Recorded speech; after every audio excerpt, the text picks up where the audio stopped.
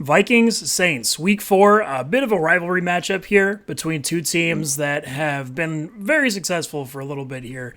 This year, maybe a slightly different story. But the Vikings, of course, coming off of a kind of wild comeback win against the Detroit Lions, a game that they frankly did not play well in at all and were pretty lucky to win. Now, there are still some encouraging things that we'll talk about to take away from that game, absolutely, but certainly things that are more scary than they should be realistically. And then the Saints team is coming off of a loss to the Carolina Panthers, a not very good team at all. And this Saints team is in a tough spot. Now, they do still have some talent on this ball. They obviously have still been successful at some things, specifically defensively, throughout this year. But sometimes it's tough with Jameis Winston quarterback, which we'll talk about. So in this game specifically, how does it look, right? Well, this Vikings offense, despite the scoring at times in the first half of that Lions game and against the Eagles the week before, this offense is not that far from being pretty successful. They still have receivers that win pretty much every time they're on the field in every route, just about. And they still have an offensive line that, especially at the tackle positions, is really, really good. And in that Lions game, and specifically the Eagles one, which is the much more concerning one, you ran into what you always run into with Kirk Cousins, is that when he is pressured through the interior a lot, he just can't handle it. He's really bad at it, and the Eagles, between Fletcher Cox, Javon Hargrave, all that stuff, they took advantage of that, which, again, has been the case. So the question is, can the Saints do that here? Well, no, basically. David Onyemata is a player I like a lot. For sure, and theoretically is the type of player that in the past has given them problems, and in fact, he literally himself has given the Vikings problems, but there are some notable differences. One, he's just not playing as well this year, straight up. He's a guy who's been a pretty destructive force at times before, but this year just not quite there, but he's also not playing with nearly the same level of talent, and for the issues that this Vikings interior has had a little bit, these guys, as a Cleveland specifically, but Ed Ingram I think is going to get there too, are just a lot better than what they've dealt with before. So I do think you're going to look at a team that can pass protect in this game. And yes, Cam Jordan can still do some work on the edges, but he himself has had a bit of a down year, and their rushers really on the edge are all physical guys who depend on overpowering opponents, and between Christian Darrisaw and Brian O'Neill, that's just not really going to happen here.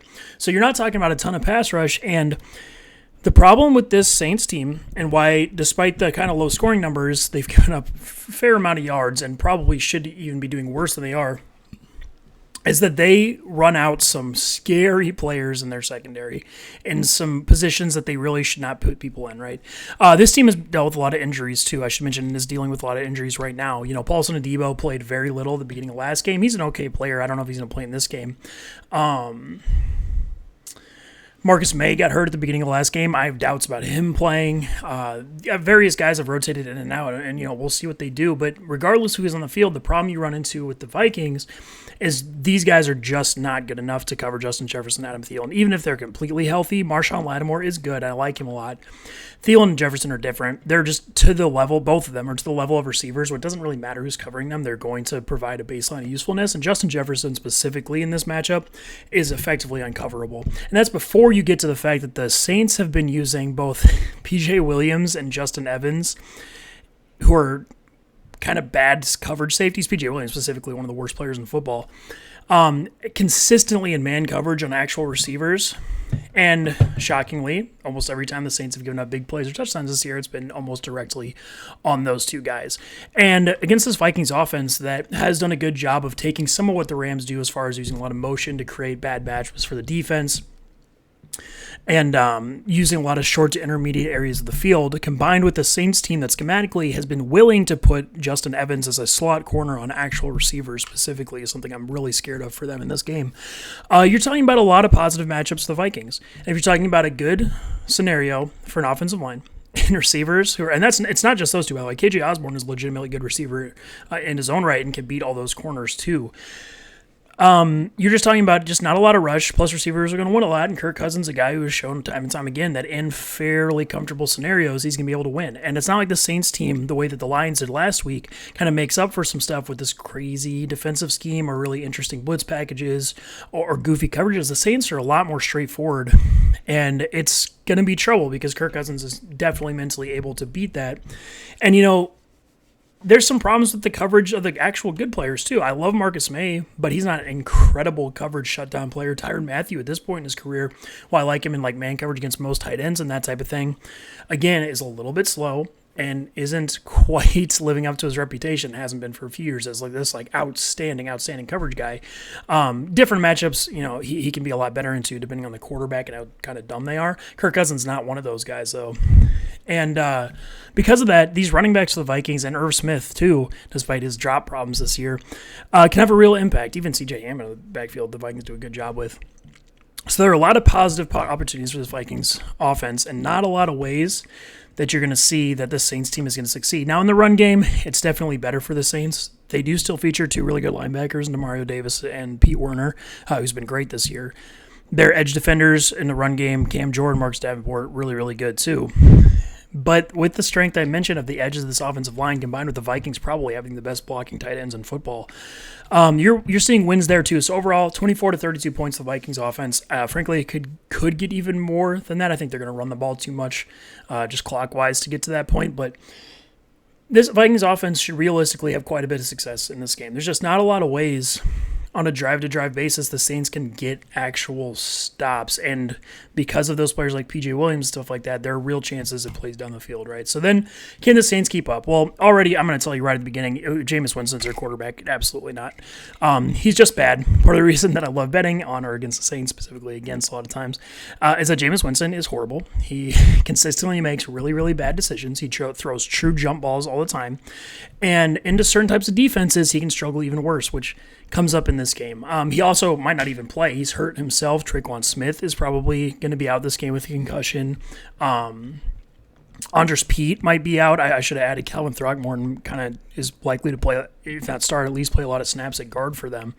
And then this Vikings defense, they've definitely had their struggles so far this year, but a ton of it has been mental as opposed to actual talent levels of the players. Specifically, interestingly, actually, a lot of it's been on Eric Kendricks, who's been for 6-7 years the best or second best coverage linebacker in the league alongside Bobby Wagner. And actually that gives me some faith that he's going to get used to it. I think he just has different responsibilities in this scheme, is doing different things, and he's kind of struggling with it a little bit. A lot of times he's making miscommunications, that type of stuff, but I have faith that he's going to get back to the positive. They also missed Harrison Smith for a game, who's obviously a big-time difference maker. Josh Metellus as a backup is not good, doesn't do anything really, but there's still a ton of talent on this defense, and if they do figure it out, which I think they've shown signs to, especially in the second half of that Lions game, they still have a chance to be really, really good. And there's kind of no bigger softball than a Jameis Winston-led team. So how do they match up specifically here first? Well, actually, I'm going to start with the run game because that's really important for the Saints. A ton of their potential success in any game this year is going to come from that. And how does it look here? Well, it's not great, especially with Andres Pete. Their guards are pretty bad. Cesar Ruiz as a first-round pick has been incredibly disappointing.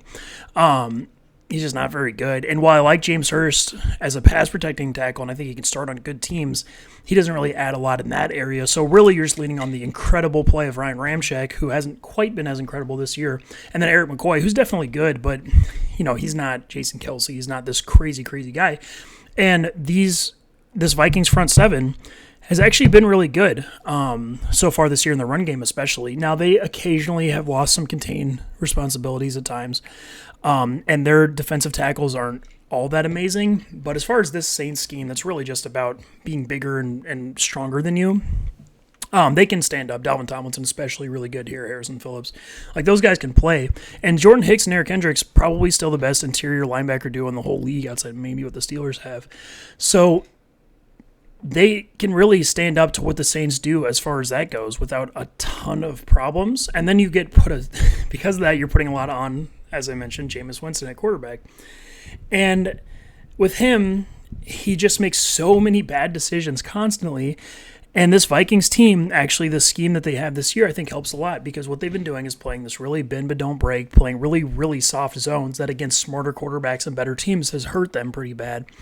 But against Jameis Winston, who cannot read zone coverages to save his life, consistently misses defenders sitting in areas that I'm really worried about with Eric Kendricks and Harrison Smith in this game.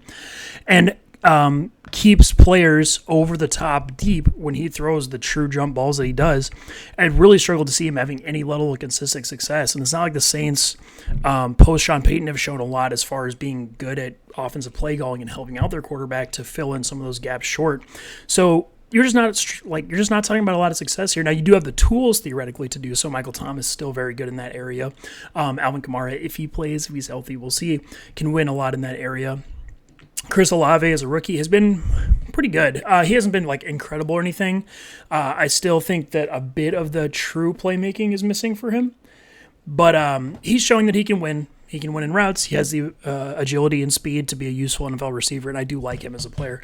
But none of those guys, right, are guys that are going to take catches near the line of scrimmage or in the intermediate level of the field and create a consistent number of big plays that is probably necessary to move the ball in meaningful ways against this Vikings defense. So I like them a lot. I still will give the Saints 13 to 20 points because I don't think they can't run the ball. And occasionally when Jameis Winston does chuck those bullshit balls deep, you get pass interferences, you get stuff like that. But the consistency is just, it's very, very unlikely, if not impossible, to be there in this game. So I really like the Vikings in this game for sure. Just a straight up way better team with a way better offense and a fairly similar, if not better, defense. Betting wise, this over under, I understand why it's a little bit low at 43.5 because numbers wise, the Saints defense has been pretty good, like I said, and their Saints offense has been horrible. But I think the Vikings could get kind of close to this number, get into like the 30s by themselves with some likelihood. And because of how Jameis Winston plays, they get even higher because, once you get into the realm of pick sixes, fumbles, all the bullshit that he does, you can run up scores pretty quick. So I do like that over quite a bit. I also like the Vikings winning this game a ton. Now, I'm still a little bit concerned because a lot of what I'm doing with them is projecting them getting better because on film they've shown that they're really, really close to being a lot better. But that doesn't guarantee they take that step, which is why I'm not quite putting them in the super strong. Like I love them in this game, but I basically do. And I'd feel really good if you're a Vikings fan about this one.